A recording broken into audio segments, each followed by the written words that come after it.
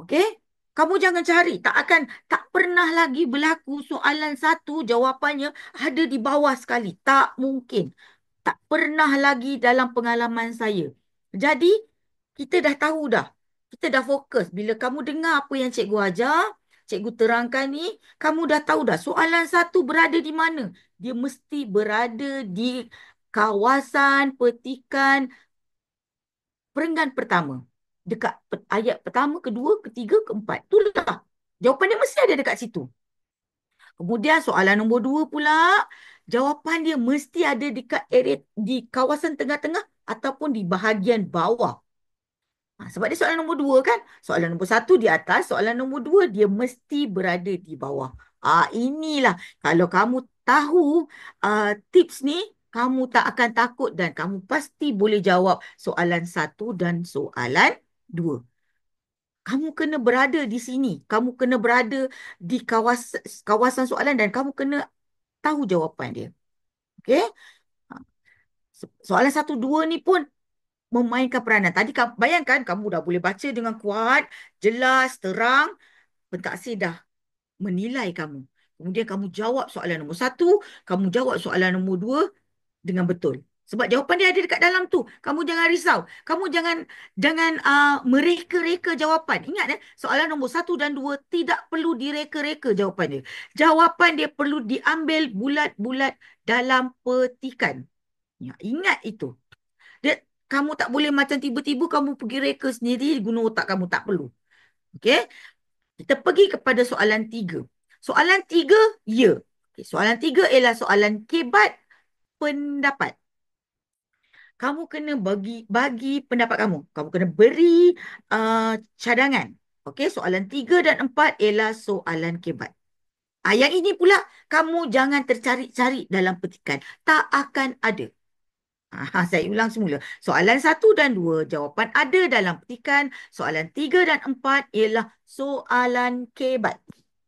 Okey, kemahiran berfikir aras tinggi. Okey, jadi kamu kena bagi jawapan. Okey, saya tulis kat kurungan tu, kamu nampak kan? Saya tulis dua idea. Itu sekurang-kurangnya. Maksudnya, kalau kamu bagi satu je, contohnya soalan minta mm, nyatakan pada pendapat anda, uh, apakah punca-punca berlakunya kemalangan jalan raya? Dia minta pendapat awak, kan? Okey. Kalau kamu jawab macam ni, pada pendapat saya, punca-punca berlakunya kemalangan jalan raya ialah uh, pemandu mengantuk. Lepas tu kamu pun diam. Lepas tu kamu tak jawab. Kamu bagi satu je. Kamu akan dapat markah juga. Tapi cuba kalau kamu jadi orang nombor dua pula. Soalan yang sama. Pada pendapat anda, apakah punca-punca berlakunya kemalangan jalan raya? Punca-punca berlakunya kemalangan jalan raya adalah yang pertama, uh, uh, pemandu kemungkinan pemandu mengantuk atau kurang tidur uh, uh, dan menyebabkan kemalangan berlaku. Selain itu juga, tadi ingat tak saya kata ada penandu wacana. Selain itu juga, uh, pemandu apa tu, kamu jawab, uh, kurangnya uh, kenderaan tidak diselenggara dengan baik. Contohnya.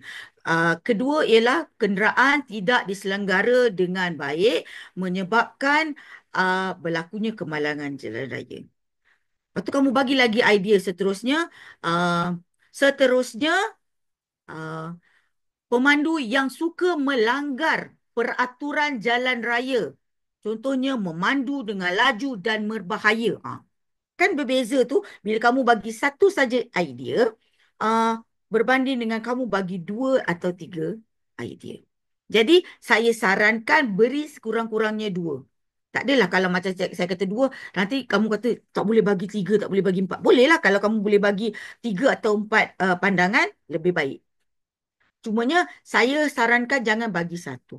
Sebab bila kamu bagi satu saja cadangan, ia akan menjejaskan markah kamu. Kalau kamu bagi dua atau tiga, cadangan, kamu punya markah akan melonjak naik. Sebab ingat kita ada 40 markah yang kita nak kejar.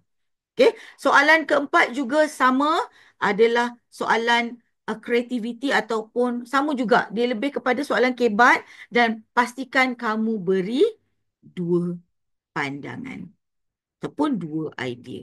Barulah kamu bayangkan kamu jawab semuanya dengan baik, barulah kamu boleh dapat 38 markah contohnya. 39/40 untuk individu. Kerana kita hari ini fokus pada individu. Okey, kita tengok. Analisis struktur, 4 soalan ujian. Soalan konteks awal, fokus pada fakta dalam petikan bahagian awal. Ini saya dah terang dah tadi. Okey, soalan konteks akhir, fakta dalam petikan di bahagian pertengahan atau akhir. Okey, soalan kebat pendapat, memerlukan pendapat anda. Tolong bagi idea. Okey, soalan kebat kreativiti, menguji kemampuan interference dan kreativiti calon. Berikan jawapan yang menunjukkan pemikiran kritis dan inovatif. Okey. Okey. Persediaan terbaik untuk ujian bertutur. Okey, persediaan rapi adalah kunci kejayaan. Jadi latih diri bercakap. Ini yang pertama sebelum saya tutup modul ataupun sesi pertama kita hari ini. Pastikan kamu semua latih diri bercakap, berlatih dengan guru, berlatih dengan rakan, dengan ahli keluarga. Cari tema-tema. Tadi saya dah bagikan. Ada 17 tema. Jadi saya dah beri pada kamu 17 tema yang kamu perlu tahu. Jadi tak adalah kamu kata macam saya cuma ada tahu satu tema aja. Tak mungkin. Sebab kita ada 17 tema. Okey, perkayakan bahasa. Gunakan peribahasa, simpulan bahasa dan ungkapan yang menarik yang sesuai untuk menambah nilai. Yang ini selalunya kita guna di bahagian sesi berkumpulan. Okey, dekat sesi berkumpulan kita akan guna peribahasa. Okey. Tonton video contoh, lepas tu kekalkan keyakinan, kawal tekanan dan berlatih secara konsisten. Baca petikan dengan kuat tu sangat penting. Okay? Kekalkan keyakinan dan pastikan kamu bertanya soalan-soalan yang kamu tak faham kepada guru-guru lah, terutamanya guru kamu di sekolah. Mana yang kamu nak. Okay? Saya rasa kamu dah pernah alami daripada kamu tingkatan 4, tingkatan 5, kamu dah ada dah tahu cara. Jadi pastikan untuk kedua-dua lah bahagian A dan bahagian B kamu boleh menjawab. Okey, semoga berjaya dalam ujian bertutur Bahasa Melayu SPM. Kita berjumpa di modul yang kedua nanti. Bye.